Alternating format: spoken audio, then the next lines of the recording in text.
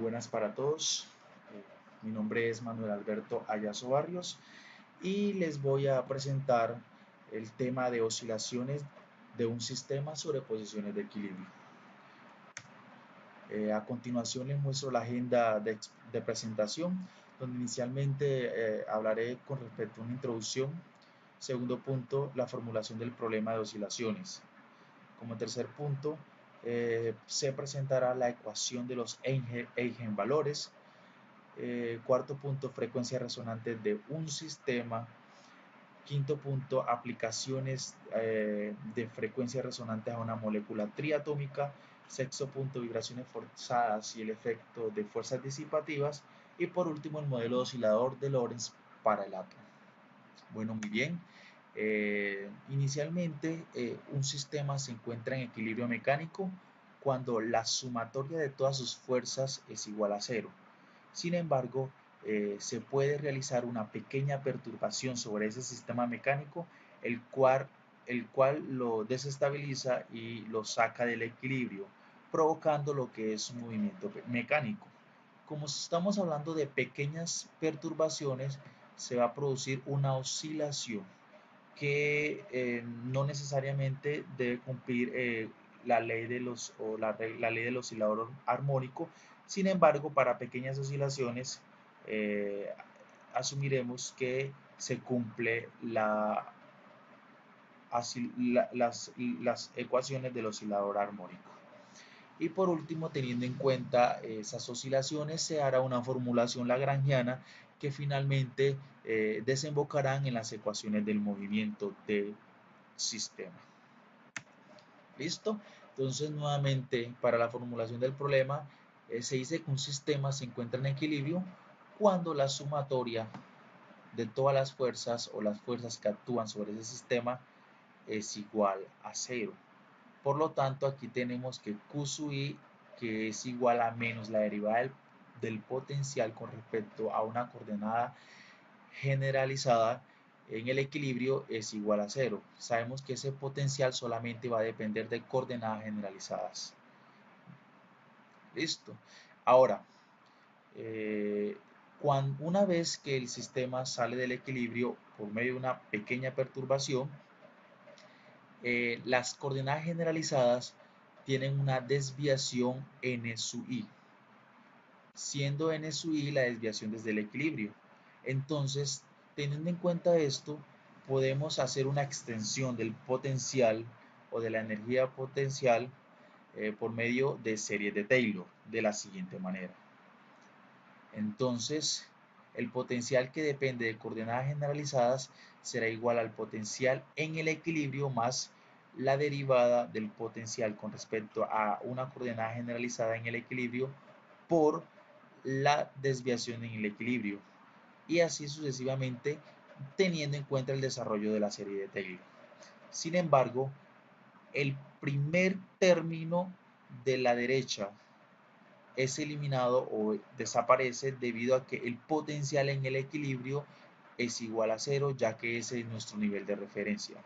Además, por la ecuación del sistema en equilibrio, se sabe que la derivada del potencial con respecto a la coordenada generalizada en el equilibrio es igual a cero. Por lo tanto, el término lineal en la variable de desviación del equilibrio desaparece, dejando simplemente el término de un medio por la segunda derivada parcial del potencial con respecto a las coordenadas generalizadas en el equilibrio.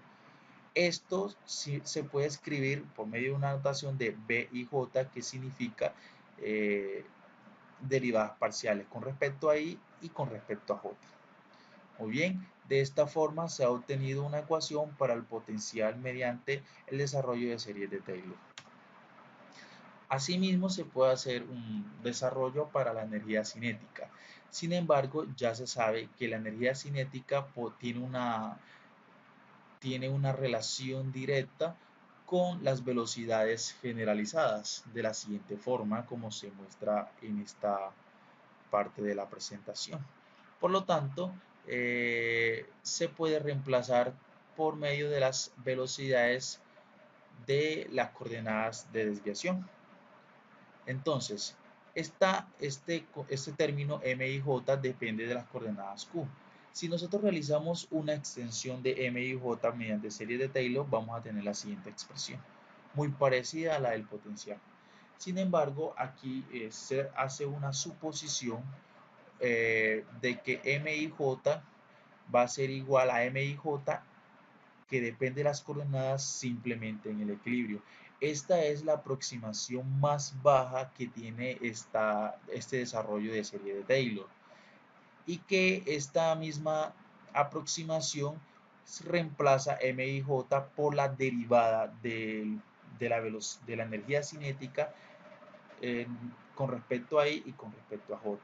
Esta energía cinética, o bueno, esta similitud sale de una expresión que anteriormente se había demostrado en el taller o en el cuestionario de energía mecánica. Teniendo en cuenta todas estas suposiciones, llegamos a una expresión de energía cinética T igual a un medio de la derivada parcial con respecto a IJ de la energía cinética por las velocidades desviadas del equilibrio, tanto de I como de J. Muy bien, una vez teniendo una expresión para el potencial y para la energía cinética, tenemos que el lagrangiano del sistema sería igual a un medio o a la energía cinética menos la energía potencial. ¿Cómo se expresa en este recuadro?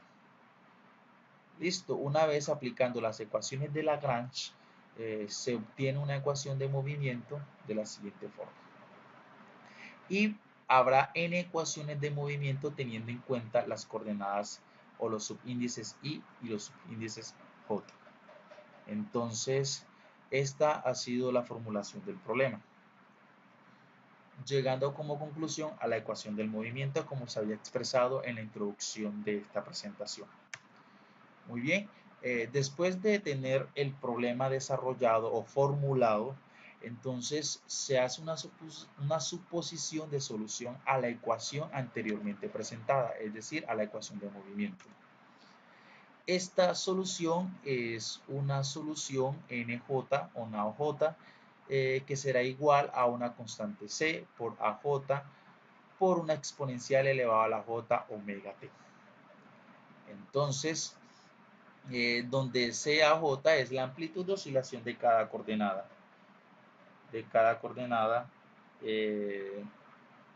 Desviada del equilibrio.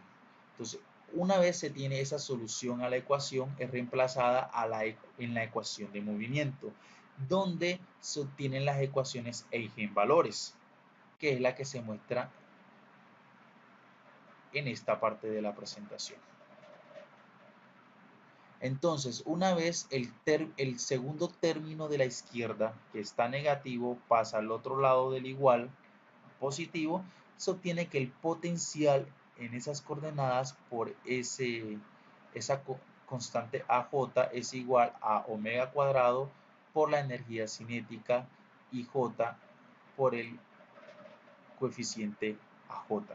Esto implica que estos dos valores son linealmente dependientes, es decir, uno es múltiplo del otro.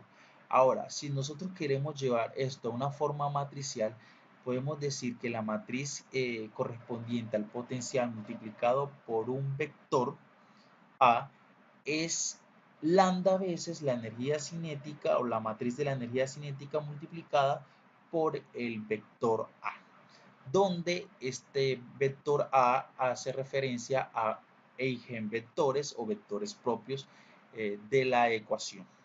Entonces,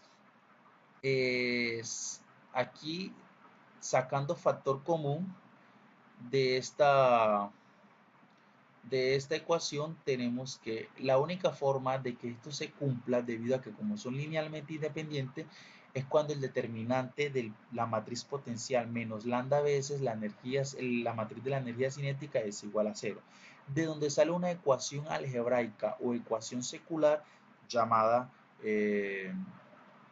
polinomio característico. Todo esto sale simplemente de suponer una solución de la ecuación reemplazándola en la ecuación de movimiento.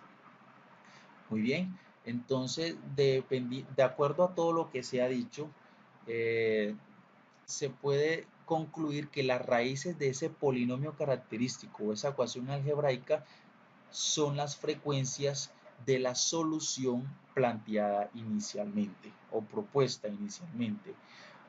Sin embargo, también cabe resaltar que tanto la matriz del potencial como la matriz de la energía cinética tienen características simétricas que permiten hacer cierto tipo de transformaciones que se verán a continuación. Otra forma de interpretar esta forma matricial es decir que la matriz del potencial actúa en ese eje vector o en ese vector propio A, produciendo un múltiplo de la matriz de la energía cinética actuando en ese mismo vector. Listo, a eso es lo que nosotros vamos a explicar como la forma matricial de la ecuación de eigenvalores. Muy bien, entonces ahora sí entremos un poco al estudio de las frecuencias resonantes que se estudian en este capítulo.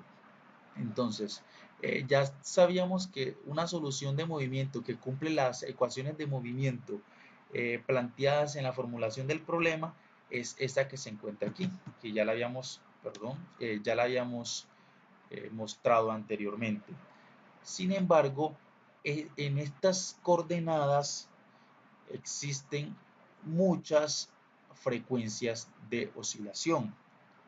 Por lo tanto, una solución general debe estar en términos de JK, debido a que son muchas frecuencias que se dan en esa misma coordenada. Sumándole a eso de que la solución no repite su valor inicial, entonces es necesario realizar una transformación a coordenadas normales mediante esta expresión donde NaOJ es igual a AIJ por EIJ. Entonces, mediante esta transformación se va a obtener esta expresión matricial. NaO es igual a la matriz A por zeta. Muy bien. Entonces, reemplazando esto en la energía potencial y en la energía cinética y aprovechándonos de las simetrías que tienen tanto la matriz del potencial como la matriz de la energía cinética, llegamos a las siguientes expresiones. Entonces, y con estas expresiones podemos ya calcular el lagrangiano como la energía cinética menos la energía potencial. Y llegamos a la expresión número 3 que se encuentra en el recuadro de la energía. Listo. Entonces, nuevamente aplicando las ecuaciones de movimiento, se obtiene una ecuación diferencial que cumple el armónico o el oscilador armónico, que es una segunda derivada de una variable más la frecuencia al cuadrado por el término sin derivar de esa misma variable igual a 0. Entonces, aquí verificamos que se cumple con la ecuación del armónico. Entonces, una solución inmediata, como ya se ha venido trabajando, siempre va a ser de la forma CK por E a la menos I omega KT. Entonces, esta solución ya sí va a poseer la propiedad de tener una vibración con única frecuencia en esa misma coordenada, no como la solución inicial que se había propuesto, donde había muchas frecuencias en esa misma coordenada. Esto es una gran ventaja porque nos permite trabajar de una mejor forma el oscilador armónico. Muy bien, entonces una aplicación a este concepto, a este desarrollo del problema que hemos venido trabajando es la aplicación a una molécula triatómica. ¿En qué consiste el problema de una molécula triatómica? Sencillo, son 3 moléculas atómicas que se encuentran lineales como se muestra la imagen de la presentación. 2 átomos simétricamente localizados de masa m se encuentran en los extremos, m minúscula, y un átomo medio en medio de los dos de masa M mayúscula. Aquí se muestra en el centro. Entonces esas vibraciones únicamente se dan siempre en la línea de acción o en la línea que une los centros de las tres moléculas lineales. Y los potenciales serán aproximados como si estuviéramos trabajando con resortes de constante K, separados en el equilibrio por una distancia B. Muy bien. Entonces, teniendo en cuenta la descripción de este problema, ahora sí vamos a empezar a desarrollar el problema de oscilación presente en este ejercicio. Muy bien, entonces una expresión para el potencial viene dado por la energía potencial de un resorte que es un medio de la constante de elasticidad por la deformación. En este caso, teniendo en cuenta, sería x2 menos x1 menos b, que sería la posición inicial o la longitud inicial al cuadrado. Y lo mismo sucede con la segunda parte del resorte o de la simulación del resorte. Entonces, haciendo un cambio de variable con coordenadas relativas, suponiendo que x1 es menos x0 en el equilibrio 1, es igual a nado 1, y lo mismo con nado 2 y nado 3, y suponiendo además que la longitud inicial o la longitud natural del resorte viene dado por las restas de las posiciones iniciales, entonces se llega a una transformación del potencial con la siguiente expresión. Desarrollando los cuadrados, se obtiene la expresión que se muestra a continuación, de donde se saca el tensor o la matriz B, la matriz del potencial, que tiene la siguiente forma y que es simétrica. Entonces, para la entrada 1, 1, debido a que no poseen un coeficiente, simplemente va la constante K. Para la entrada 2, 2, va a tener 2 veces K. Y para la entrada 3, 3, va a tener K. Para la entrada 1, 2, simplemente va a tener menos K. Y para la entrada 2, 3, también va a tener menos K. Los restos, como no poseen coordenadas en esas posiciones, se colocan 0. Y se termina de completar la matriz debido a que es una matriz simétrica. Lo mismo sucede con la energía cinética, que es un medio de la masa por las velocidades al cuadrado. Entonces, como tenemos dos masas iguales m, se saca factor común y se tiene la siguiente expresión, más la masa del átomo central m mayúscula. Entonces aquí tenemos un tensor T que es diagonal. En la coordenada o en la entrada 1, 1 vamos a tener masa, en la entrada 2, 2 vamos a tener m mayúscula, y en la entrada 3, 3 vamos a tener m minúscula. Como no hay más coordenadas correspondientes a las otras entradas, entonces se asumen que son 0, y como es simétricas, tanto arriba como abajo tendrán los mismos valores. Entonces, combinando los dos tensores, la ecuación característica aparece como el determinante de lo que ya hayamos hablado, la matriz potencial menos omega al cuadrado, que sería la frecuencia al cuadrado por el vector, por la matriz de la energía cinética, igual a 0. Una vez resolviendo este determinante, se va a llegar al polinomio característico de la siguiente forma, de donde se sacan las frecuencias de la oscilación. W1, omega 1 igual a 0, sale de este primer término. Omega 2 igual a la raíz cuadrada de K sobre la masa minúscula. Y el omega 3 o la frecuencia 3 será la raíz cuadrada de K sobre M minúscula, multiplicando 1 más 2 la masa, 2 por la masa del átomo pequeño sobre la masa del átomo central. Esas serían las tres soluciones o las tres frecuencias del oscilador o de la oscilación del movimiento para una molécula triatómica. Listo, entonces, por ejemplo, reemplazando omega 1 o la frecuencia 1 igual a 0 en los en la expresión inicial del vector de la matriz potencial por el vector, entonces vamos a obtener que la entrada A11 es igual a la A21 y la A21 es igual a la 31. Por lo tanto, eso quiere decir que un vector propio o un eigenvector tiene la dirección 1, 1, 1, es decir, que ese vector es generado por el vector 1, 1, 1.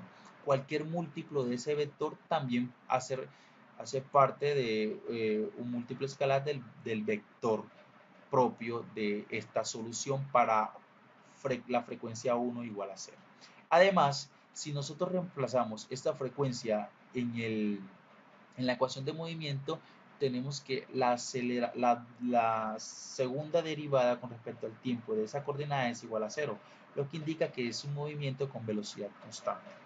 Es un movimiento con desplazamiento traslacional uniforme de los tres átomos con una frecuencia nula y que todos los tres átomos van a ir en la misma dirección debido a que eso lo dice el vector propio 1, 1, 1. Es decir, que los tres átomos van a ir hacia la derecha debido a que este vector es positivo en dirección 1, 1, 1. Ahora, para la frecuencia 2, que es raíz cuadrada de k sobre m, tenemos la siguiente expresión matricial, donde automáticamente, haciendo las multiplicaciones e igualaciones con respecto a 0, 0, 0, nos da que la entrada A22 es igual a 0 y A12 es igual a menos A32, lo que implica que un vector generador o un eigenvector tiene dirección 1, 0, menos 1, lo que implica que en este caso todavía el átomo central no se mueve. Sin embargo, va a haber un desfase entre los átomos externos, de los extremos, 1 y menos 1. Uno va para una dirección y el otro va en dirección contraria. Y para la frecuencia número 3, nuevamente realizando el mismo procedimiento, tenemos que en este caso ya el átomo central sí participa en el movimiento y ya los átomos extremos se encuentran en fase en la misma dirección.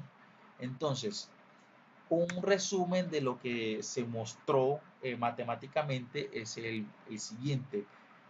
En esta parte A, en ese esquema de la parte A, vimos que los tres átomos se mueven como si fueran un cuerpo rígido en un movimiento traslacional uniforme en la misma dirección 1, 1, 1. En la imagen 2 se muestra un desfase entre los átomos de los extremos con dirección menos 1, dirección 1, y que el átomo central no se movía ya que el vector propio de, de este movimiento era 0 en esta entrada. Y en el tercero de los casos se notaba que los átomos de los extremos se encontraban en fase hacia una misma dirección y en este caso ya el átomo central sí participaba en el movimiento de la oscilación. Listo, entonces este ha sido como un resumen en cuanto a una aplicación de una oscilación con frecuencia resonante o frecuencias de vibraciones libres. Ahora, otro caso muy importante son las vibraciones forzadas y los efectos de fuerza disipativa. Resulta que las vibraciones forzadas poseen ya una fuerza que continúa actuando en el sistema después del tiempo inicial t igual 0 y que esa frecuencia es determinada por la fuerza conductora. La frecuencia de ese movimiento depende de la frecuencia de la fuerza conductora. Entonces, por lo general se asume, o el caso que más interesa en la física es el estudio de cuando la fuerza conductora tiene esta expresión sinusoidal. Entonces, la ecuación de movimiento viene dada por esta expresión y una solución viene dada por como lo muestra esta ecuación. Esta ecuación es muy importante porque explica que, o esta solución explica que para excitar o para hacer una excitación de esa oscilación, la fuerza externa solamente puede excitar en la misma dirección en el que se realiza el movimiento de la partícula del modo oscilador dado. Y también podemos decir que eh, cuando las frecuencias tienen una cercanía, la frecuencia libre de vibración libre con la de la fuerza forzada, tienen una cercanía, entonces la amplitud del movimiento se hace casi infinito. Ese es el fenómeno al cual se le llama en física resonancia.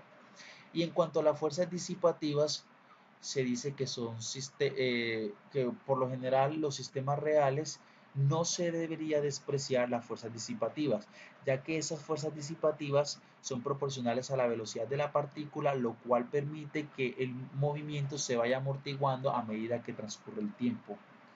Listo, entonces esa fuerza amortiguadora o disipadora tiene esta expresión, cumple con la expresión de fuerza disipadora y se llega a esta ecuación de movimiento que se muestra en la presentación.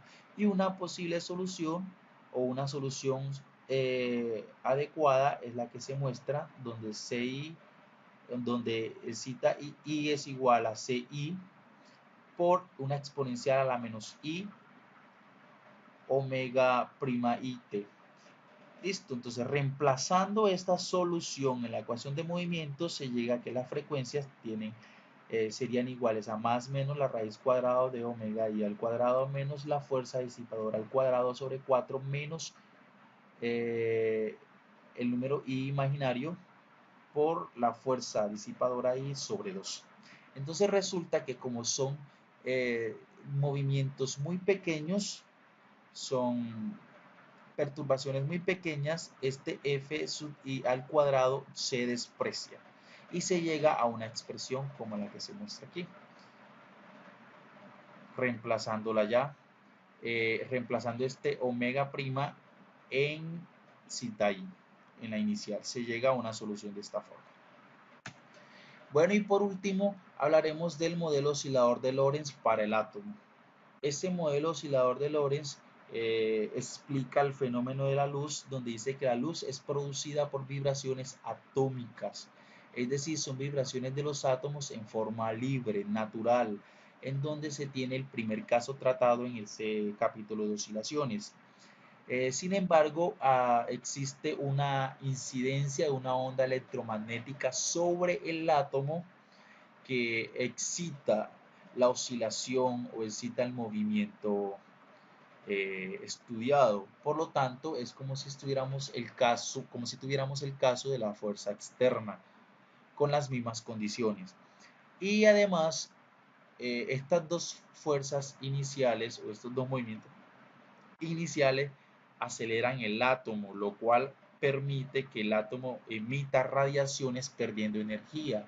Eso se ve explicado mediante una expresión de fuerza disipativa, de donde se cumplen los tres casos trabajados anteriormente. Por lo tanto, el movimiento oscilatorio forzado, entonces estaríamos hablando de un movimiento que es oscilatorio libre, forzado y amortiguado. Entonces no es simplemente la ecuación del armónico simple original, sino que se le agrega la fuerza forzada y al mismo tiempo la fuerza disipadora, que sería el coeficiente constante en el término lineal de la ecuación diferencial. Entonces, esa está la forma en cómo se explican o se combinan todos los tres tipos de oscilaciones. Y